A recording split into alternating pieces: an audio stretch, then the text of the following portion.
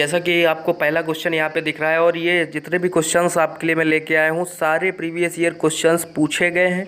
कुछ में तो मैंने लिख दिया है कब पूछे गए हैं, कुछ में मैंने नहीं लिखा है। ये सारे पेपर जब आप प्रैक्टिस सेट हल करेंगे तो आपको मिलेंगे। तो स्टार्ट करते हैं। पहला क्वेश्चन जो आपका दे रखा है कि भाषा सीखने सिखाने के संदर्भ में गृह कार्य का उद्देश्य होता है। क्या उद्देश्य होता है गृह कार्य का? तो पहला है आपका सीखने को विस्तार देना, सीखने को विस्तार देना, अभिभावकों को प्रसन्न रखना, बच्चों को कार्य में व्यस्त रखना, कॉपियां भरवाना। देखिए अब ये एनसीएफ से कैसे जुड़ा। एनसीएफ का कहना है कि जो कार्य आप करेंगे वो सिर्फ बालक के लिए होगा, ना ही शिक्षक के लिए, ना ही अभिभावक के लिए। तो ये ऑप्शन गलत हो गया दूसरा आपका। चौथा तो बिल्कुल गलत है। उसके बाद आता है कि बच्चों को कार्य में व्यस्त नहीं रखना है, उन्हें गतिविधि आधारित कार्य कराने, तो ये भी गलत हुआ। तो ऑप्शन ए आपका सही है, सीखने को विस्तार देना, अधिगम का विस्तार करना। ये मैंने एनसीएफ के पहले चैप्टर में आपको पढ़ाया है और हो सकेगा मैं नीचे जो भी एनसीएफ मैंने पढ़ाया है उसको मैं जो स्टेटमेंट है उसको लगा दूंगा तो आपको दिखता भी रहेगा, ठीक है। उसके बाद में सेकंड क्वेश्चन आपका आता है कि जो आपका प्राथमिक है, प्राथमिक स्तर पर पर्यावरण अध्ययन आकलन में निम्नलिखित में से कौन सा संकेतक उपयुक्त नहीं है? ठीक है, इसमें पहला आपका दिया हुआ है स्मरण रखना, दूसरा दिया है प्रश्न पूछना, तीसरा दिया है न्याय और समानता के प्रति चिंता, चौथा है सहयोग।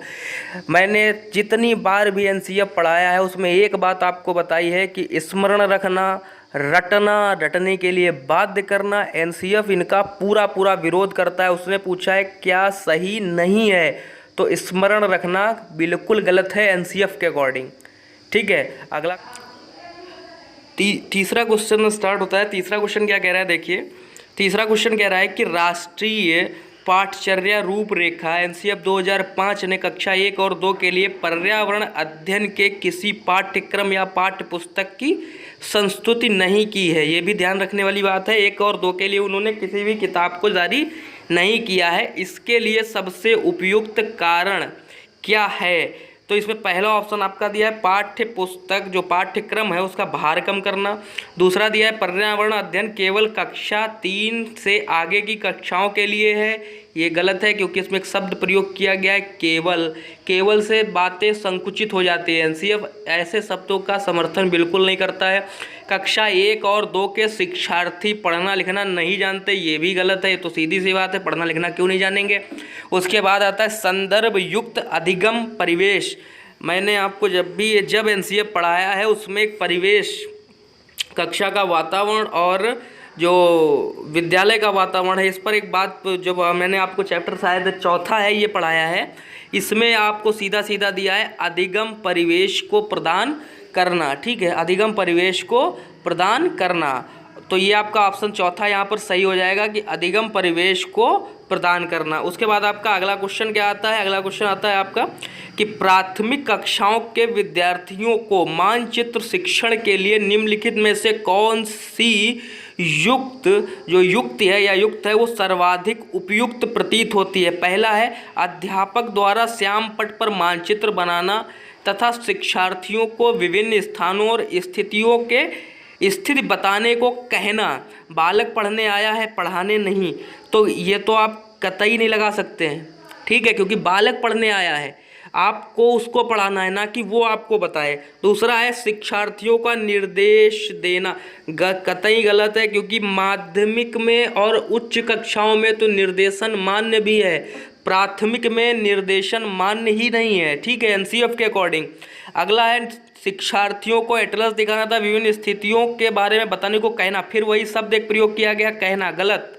शिक्षार्थियों की सहायता करना, देखिए शिक्षक हमेशा सहायता करेगा, अगर और शुद्ध शब्द में लें तो उपचार करेगा, निर्देशन नहीं करेगा वो कभी भी, ठीक है। उसके बाद में जो चौथा ऑप्शन है वो आपका सही है। वो क्या कह रहा है कि संकेतों को और निकटतम, देखिए इसमें आपका कीवर्ड आ गया परिवेश प्रदान, या जो परिवेश है उसका मानचित्र वस्तुओं की सापेक्ष स्थिति का दिशा ध्यान केंद्रित करे। कहने का मतलब ये है कि जो सहायता करनी है, पहले बात तो एक ये कीवर्ड आपका था, दूसरा ये कीवर्ड परिवेश, सीधा सा है। आप एनसीएफ पढ़ेंगे जो मैंने पढ़ाई वहाँ पर लिखा मिलेगा आपको ये। उसके बाद 5वां आपका क्वेश्चन आता है कि जो राष्ट्रीय पाठचर्या 2005 के अनुसार विद्यालय में गणित शिक्षण का संकीर्ण उद्देश्य, मैंने 2 उद्देश्य आपको पढ़ाए हैं जब गणित पढ़ाई थी। भाषा में आपको भाषा पढ़ाई है, गणित पढ़ाई है, विज्ञान और आरंभिक शिक्षा, अगर आपको याद होगा चैप्टर 3 में मैंने आपको पढ़ाया है। उसमें मैंने साफ साफ बोला था कि जो संकीर्ण उद्देश्य है, जो छोटा जो लघु उद्देश्य है, वो क्या है?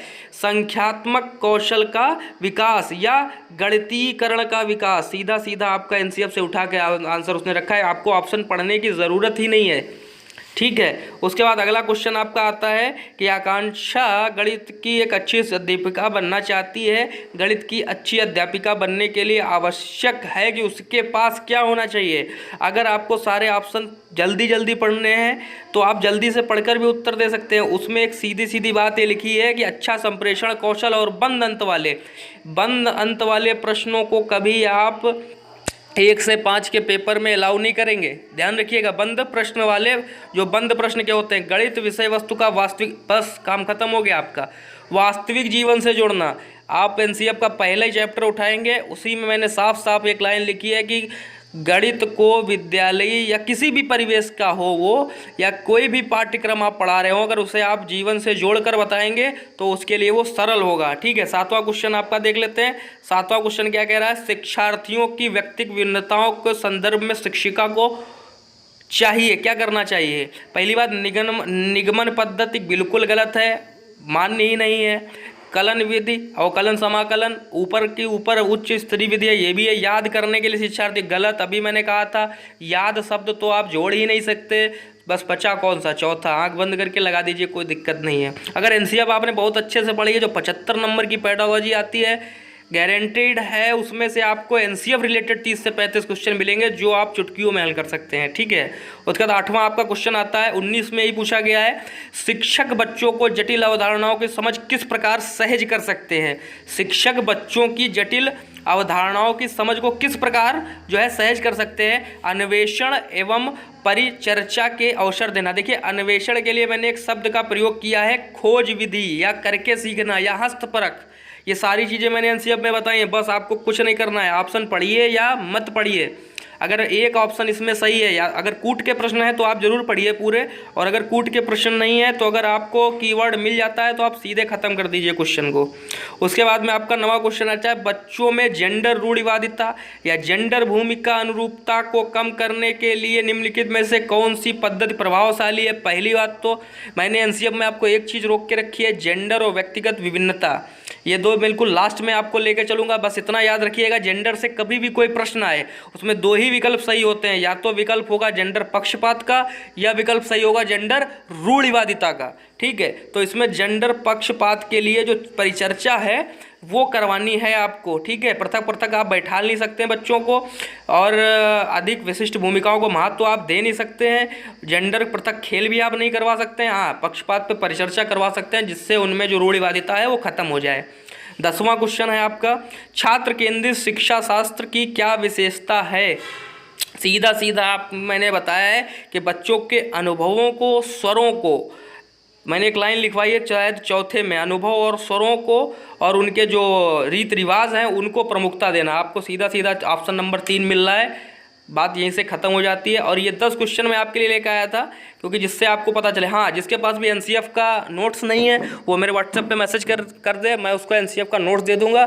और अगर आपको लगता है कि आपसे क्वेश्चन हो रहे हैं तो 2019 का क्वेश्चन पेपर उठाइए, और 30 क्वेश्चन लगभग उसमें एनसीएफ से पूछे गए हैं, वो आप एक तरफ एनसीएफ के मेरे नोट्स रखिए और क्वेश्चन करना शुरू कीजिए। और अगर आपसे क्वेश्चन नहीं हो रहे हैं और आपको लगता है कि जो मैंने पढ़ाया है उससे आपको बेनिफिट नहीं मिल रहा है, चैनल आप बेशक छोड़ के चले जाइए। और अगर आपको लगता है कि जो मैंने पढ़ाया है वो आपके काम आ रहा है, वो आपके फ़ायदे का है, या आप उससे क्वेश्चन हल कर पा रहे हैं, तो चैनल को लाइक, सब्सक्राइब, कमेंट करना बिल्कुल मत भूलिए और शेयर करते रहिए। मिलते हैं अगले वीडियो में, बहुत अच्छा वीडियो होने वाला है अगला, पियाजे, जीन पियाजे के जो 4 अवस्थाएं उनके बारे में हम लोग डिस्कस करेंगे। तो मिलते हैं अगले वीडियो में। वीडियो देखने के लिए धन्यवाद।